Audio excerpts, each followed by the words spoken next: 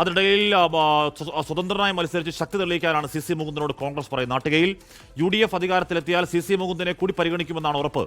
ഇടതു വോട്ടുകൾ C C Mukundan പിടിച്ചാൽ UDF അത് ഗുണകരമാകും എന്നാണ് വിലയിരുത്തൽ. ശ്രീജിത്ത് ശ്രീകുമാർ ചെയ്യുന്നു. ശ്രീജിത്ത്, അങ്ങനെ ഒരു രാഷ്ട്രീയ സ്ട്രാറ്റജി എന്നൊക്കെ പുറത്തു പറയാമെങ്കിലും ഞങ്ങൾ ഇക്കാലം അത്രയും ഈ മണ്ഡലത്തിൽ പ്രവർത്തിച്ചത് മറ്റ് വേറെ ഏത് ജോലി ചെയ്യാനാ എന്ന് പ്രാദേശിക നേതൃത്വത്തിന്റെ കടുത്ത വികാരം ഉണ്ടാവില്ലേ? അത് പരിഗണിക്കാതെ എന്നാ പിന്നെ മുകുന്ദനെ പിന്തുണയ്ക്കാം എന്ന് പെട്ടെന്ന് തീരുമാനിക്കാൻ പറ്റില്ലല്ലോ ശ്രീജിത്ത്. എന്തായാലും അമ്പലപ്പുഴയിൽ കണ്ടില്ലല്ലോ അത്തരത്തിലൊരു കടുത്ത തീരുമാനത്തിലേക്കൊക്കെ പോയി. അവിടെ എന്തായാലും കോൺഗ്രസിന്റെ ഭാഗത്ത് നിന്ന് പ്രാദേശിക എതിർപ്പ്, അത് ഒട്ടും ചെറിയ പ്രാദേശിക നേതാവൊന്നുമല്ല, ലിജു ആണ് എതിർത്തത്. എന്നിട്ട് പോലും അമ്പലപ്പുഴയിൽ ജി സുഹാറിന് കൈകൊടുത്തു.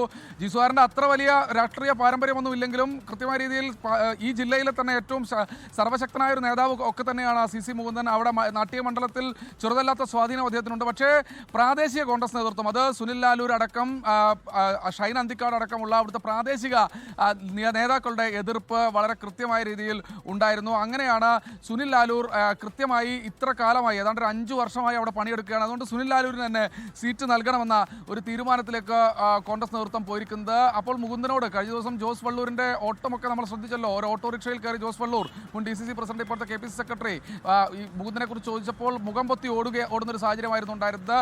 എന്തായാലും ജോസ് വള്ളൂരിനോടൊപ്പം അവിടെ പോയി കുറേ കോൺഗ്രസ് നേതാക്കളെയൊക്കെ കണ്ടതിന് ശേഷം മുകുന്ദന് കൃത്യമായ രീതിയിലുള്ള വിവരങ്ങൾ അവർ കൈമാറിയിരുന്നു. എന്തായാലും പിന്തുണ നൽകുന്ന കാര്യത്തിൽ ചെറിയ പ്രശ്നങ്ങളുണ്ട്. കാരണം അവിടുത്തെ പ്രാദേശികമായി വളരെ എതിർപ്പുണ്ട്. ലോകത്തെവിടെയായാലും ഏത് സമയത്തും 24 വാർത്തകളും ഓഗ്മെന്റഡ് റിയാലിറ്റി പാക്കേജുകളും എക്സ്പ്ലെയിനറുകളും വിശദമായി കാണാൻ ഞങ്ങളുടെ YouTube ചാനൽ നിങ്ങൾക്ക് സബ്സ്ക്രൈബ് ചെയ്യാം.